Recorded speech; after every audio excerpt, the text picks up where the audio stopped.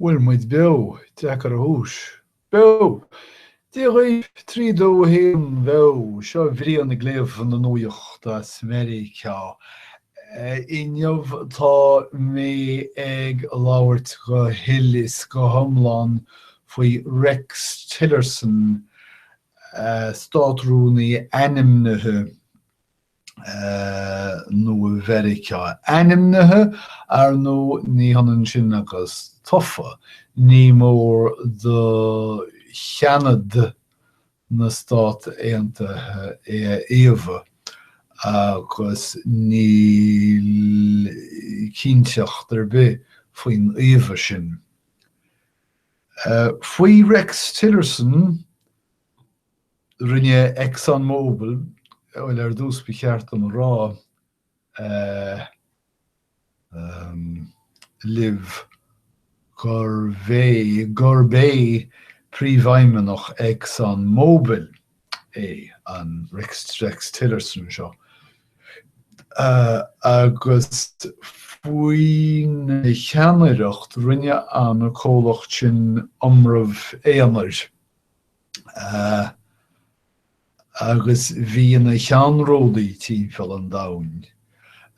Níl deabhtar bith ach go raibh an cólacht ar thús cainneochta agus ar thosacha tlua. Gur bhrú siad ar raí go minic go neamhbhailmh ar na tíortha agus na cólachtaí eile thart orthu. Sampla mai is agus buí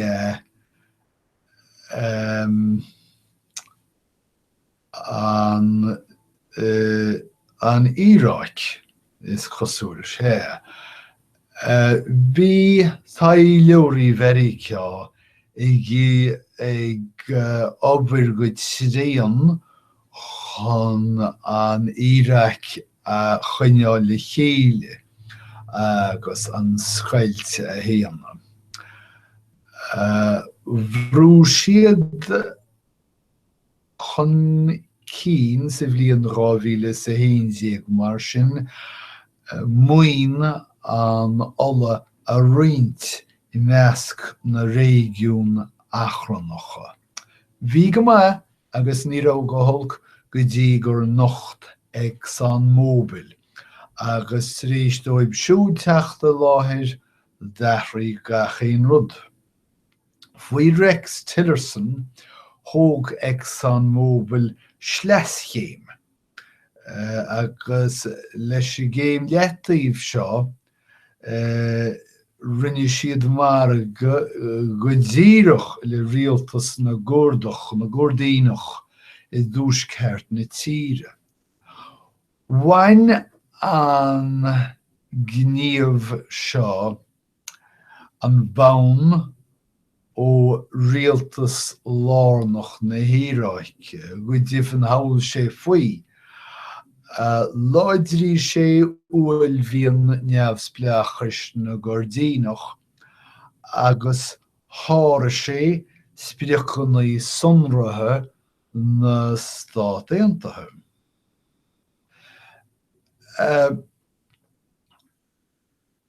Is féidir lán leabhar a léamh as tell Rex Tillerson marga a dhéanamh beag bean na híormhairtí politiúla. I gcás na híráice fuair Tillerson agus Exxon Mobil an ceann is fearr an rinn Stáit. An rinn Stáit céanna animníú don cheannaireacht faoi uachtarán Donald J. Trump.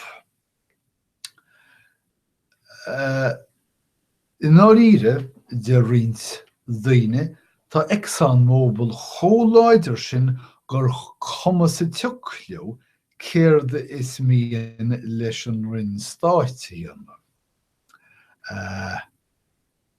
Agus na scoláirí seo caint faoi gníomhaíochtaí Exxon Mobil sa bhean airthar. Sé Exxon Mobil an chólacht ola is mó Meiriceá. Tá gníomhíochta Jacob hé mhórainn.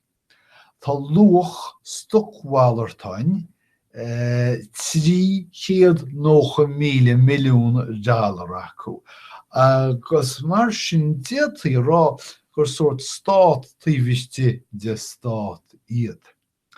Níor tailóid Rex Tillerson a riamh, ach déaltaí rá gur ág sé rian cosise Meiriceá níos mó tíortha timpeall an domhain ná enimní eile bitir a tháinig roimhe.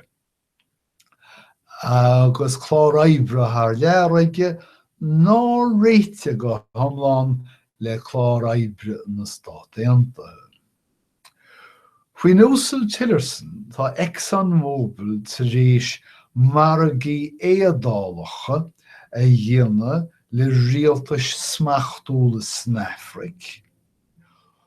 Chua siad in aircha leis an tín, agus rinne siad cáirdeis leis Vietnam faoi halamh atá faoi dhispóid muir heas na Síne.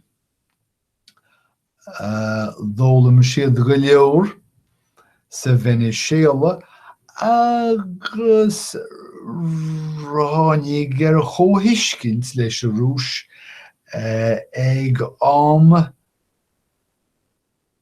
na míhuiníne idir a Kremlin agus an tíorthar.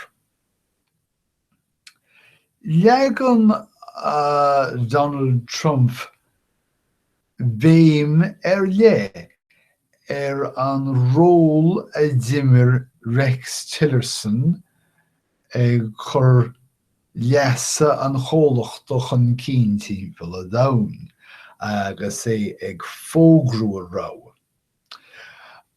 Dúirt sé mar shampla gur bé dingháilteacht taithí farsing agus domhuiscint na geopolitíochta an uasal Tillerson faoi deara mar ráha iontach don Státrúnaí. Ach, a tíbhéilite is postomlán nua seo de Rex Tillerson, mar phríomhaimneach dúirt sé gur chuma leis leasa náisiúnta agus tosaíochtaí taidhleoireachta.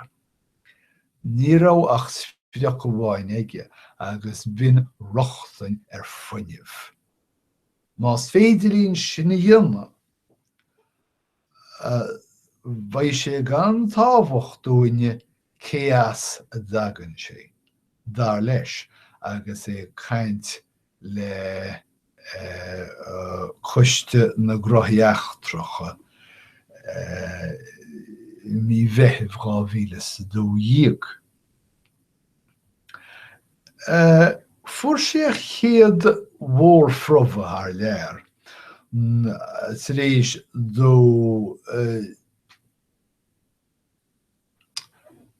tar éis a háchan mar phríomhaimneach Exxon Mobil sa bhliain 2006, nuair a thug sé a rialtas na Venezuela agus sé sin a bhí híos leis sin ar a báide. D'oibre an chomhlacht sa Venezuela feadh na scótha bliain, ach an sin bhfuil an túchtarán Hugo Chávez go ndéann faoi a chabidliú nó a idirmheartú bheartaíocht gan me leis céil chonarthaí ola an tionscail as-tócaí. Agus faoin bhliain 2006 bhí cólachtaí mar Exxon Mobil, Chevron agus Total sa lína lámhaí. Hosa an chuid smóid na cólachtaí achtranacha comhaibhrú le rialtas Chavez. Ach ba leasc le Exxon Mobil agus cólacht eile ConocoPhillips comhaibhrú a dhéanamh. Tús ine Sheol Exxon cóirí láidre nach níam faoi bholaíocht orthu, agus go núsáideach siad gach ceart dlíthú le bhíocha, agus go mbeadh siad níos coimhlíntaí, níos citrúnta, níos achrannaí agus níos trodaí. Mar reagra, dhí chealmhaí an Meiriceá sócmhainní an dá chólacht. Thóig Exxon Mobil an Meiriceá go cuairt idirmheartaíochta ach fuair siad tora mí hásúil.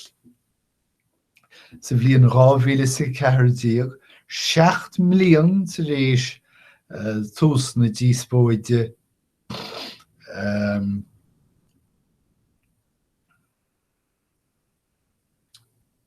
sin an cuairt idirmheartaíochta. Dáil an scéal cuairt idirmheartaíochta an bhainc idirnáisiúnta gur chin siad a bhábhar an chólachta. Ach níor ghabh siad ach de fan géad de thócmhainní an chólachta ar ais. Ní dhearna an chólacht gníomhaíocht sa Tillerson ó hine lé. Thóig sé go fearsanta le Hugo Chavez a de riant daoine, agus hit sé isteach sa ghaiste go héasca agus go hiomlán. Ach ba cheacht é seo a raibh tionchar ag deileáil an uasal Tillerson le Vladimir Putin. Nuair a shríoch na Exxon le Chavez, dúirt Exxon Mobil agus Tillerson ní dhéanam muid an botún céanna arís. Agus bin an fá is chosúil go raibh siad cóngarach Vladimir Putin, go raibh siad mór leis. Idir an dálín, deire go hanmha le Exxon Mobil faoi cheannreacht an uasal Tillerson san I rúile búile gnó alla na Rúise. Ní féidir labhairt leis an uasal Tillerson é féin ábh deir Exxon Mobil nach goilfir ar fáile. Ach muonn siad san nach cáirde iad Tillerson agus Putin ach comhaibrithe. Mar sin féin, bhronn an túsal Putin bhain cáirdis ar Tillerson as margaí corporáideacha a dhéanamh sa Rúis.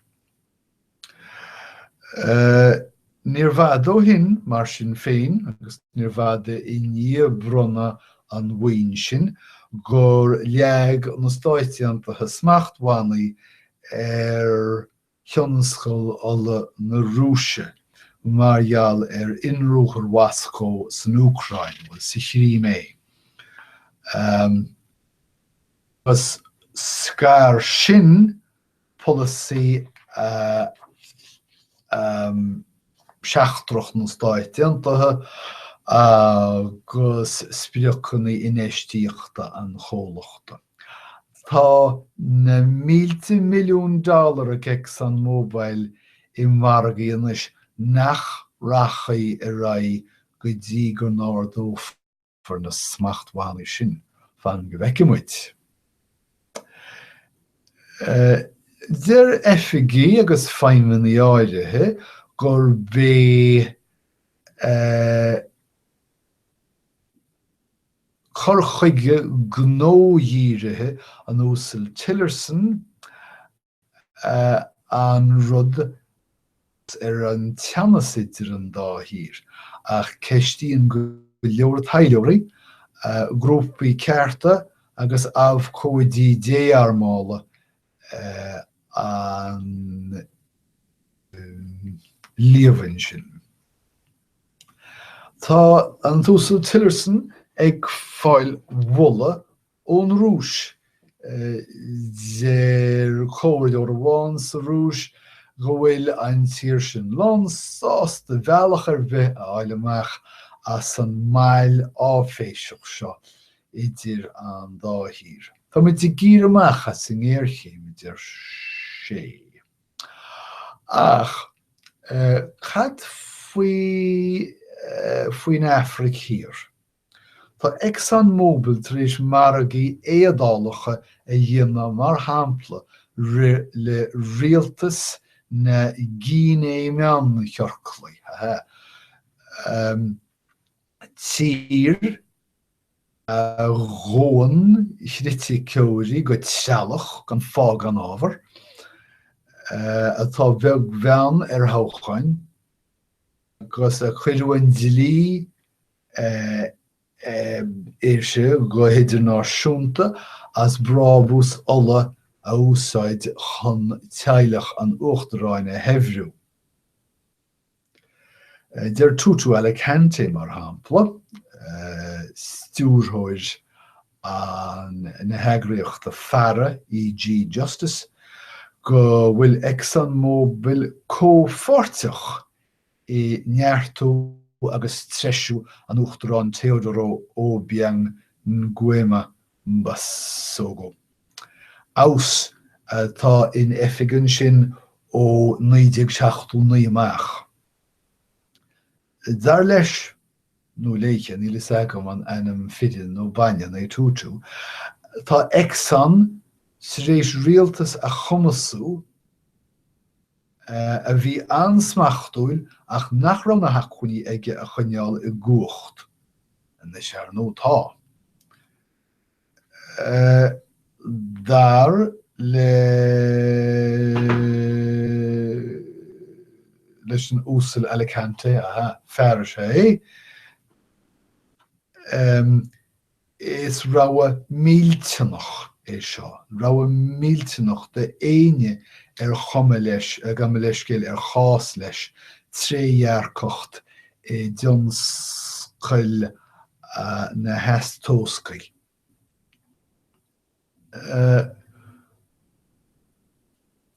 Cuireadh fiosrúcháin buns na Stáit Aontaithe faoin úsal Obiang agus an áit san eile as na $100 milliún a shreacha a stát chiste na Guinea meán cheorclaí chun estát réadach a cheannach in Malibu agus Paris chuma le dealamha móra Michael Jackson.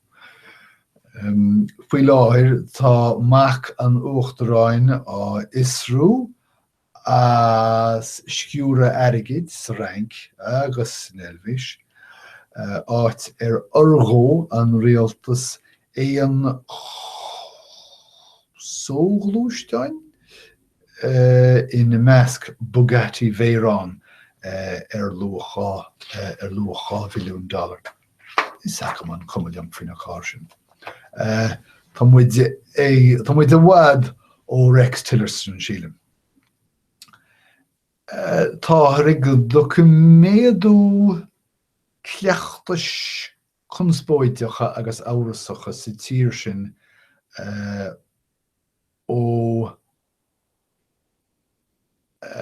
ón ré Rev Tillerson agus ní éidir mar sin cheartúin faoi. Idir a dálín of them si fochaiste seanid na Stáit Aontaithe bank I Washington áit chur Exxon Mobil agus chomhlachtaí ola eile na $100 milliún I dteisce don Guinea meán cheorclach. Cúti bhar nó as cead gníomhíochta sa tír sin. Chua an tarigad go léir go teilech an uachtaráin. Dúsáid an rialtas mar uamheith sin bainc a dúirt Arvind Ganesh san stúrthóir Human Rights Watch. Agus tá an timpar seo ag leanach de rai.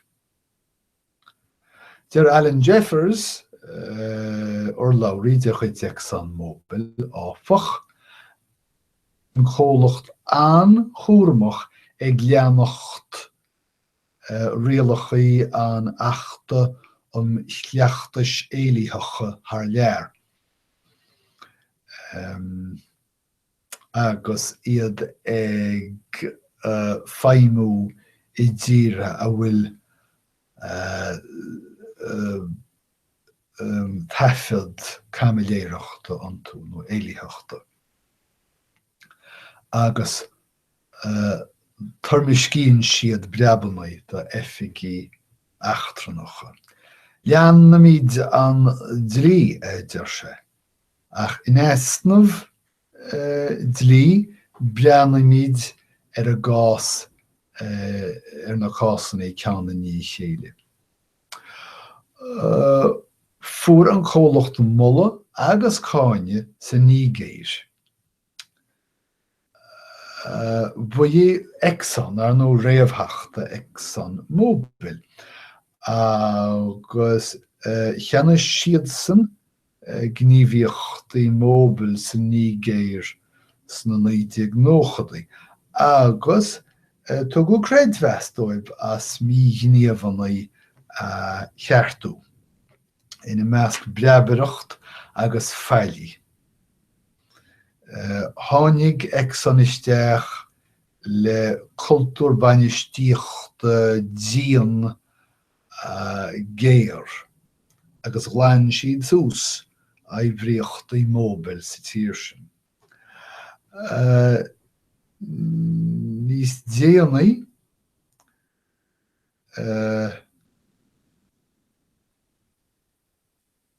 rinneadh ruathid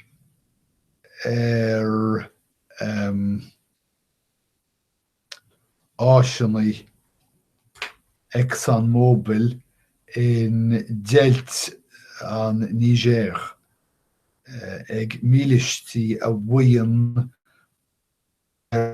leasa sco eicme na ní géire a bháin atá muoin ola na tíre sin ad agus tá domáiste cóthíl á dhéanamh fud fad na tíre sin spéidir ar fíor sin. Ach deir a chomhlacht mar sin féin go dógann siad chosaint cóthíl go dáríre. Fiú in áiteannaí a bhfuil rialacháin lága nó foraimú lága cóthíl. Chuir muid caighdeán cóthíl ar naibríochtaí féin beag ar a dlí a dúirt an túsal Jeffers. Cleachtas maithé má tá muid freagrach. Well, sinna deir sé. Idir an dálín reis go Rex Tillerson tá saintaithí agus seantaithí aige duna mar gan tíocht timpeall an domhan agus túir sé seo chúnamh dó mar phríomhthaileoir Meiriceá. Tá cáil ar Exxon mar chomhlacht nach dógan príosúnaí nuair a dhéanann siad idir bheartaíocht. Agus sé Tillerson an chnágara a dtír duine eile. Deit leoch sé timpeall an domhan I dtíanna idir bheartaíochta le ceanna stáit achtrúna chufad an domhan. Is rá nádúrtha don Státrúnaí. Ach tugtar chuirtar aspa tréarcochta I le Exxon Mobil freisin agus iad ag daile le rialtas na nígéire. Tá Comisiún na Gaillimhní ag nimúla agus airige docha sa tír sin ag fisrú nuachan ceadúnas sa bhíon 2009 le Exxon Mobil. Tar éis líomhaintí gur háirí céile córaich gnó as sa tín an chólacht sin agus deir daoine áirithe gur dearnú an mar go neamh go míle thach. Próisias Corabach agus Tefnach a bei deir daoine áirithe sa nígéir. Deir analísethe eile nach bhfuilach sprioc amháin ag Exxon Mobil thar lear. Níl ach lé amháin I bholasaí achtrach Exxon Mobil. Agus sin gur faoin gnó amháin atá siad agus leas na scara healmhóirí. Beanúis siad sa teo eile fiú agus faibannaí sa léir rumpa. Ach, ba é Robert M. Gates rúnaí cosanta na Stát Aontaithe faoin Uachtarán Obama a bhfuil Tillerson de Donald Trump. Dar le Robert Gates bheadh Tillerson inniúil, thar bheith inniúil mar ard haileoir na Stát Aontaithe.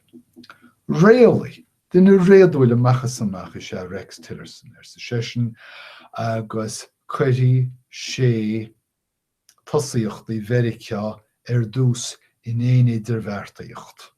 So, sin é an nuacht as Meiriceá, scéal é seo dul an scéal a tháinig amach as New York Times an 13 míle 2016. So tásúla go bhhain sibh úsáid nó tanmhas agus go mbeidh muid a caint le chéile arís sa bhfad. Slán.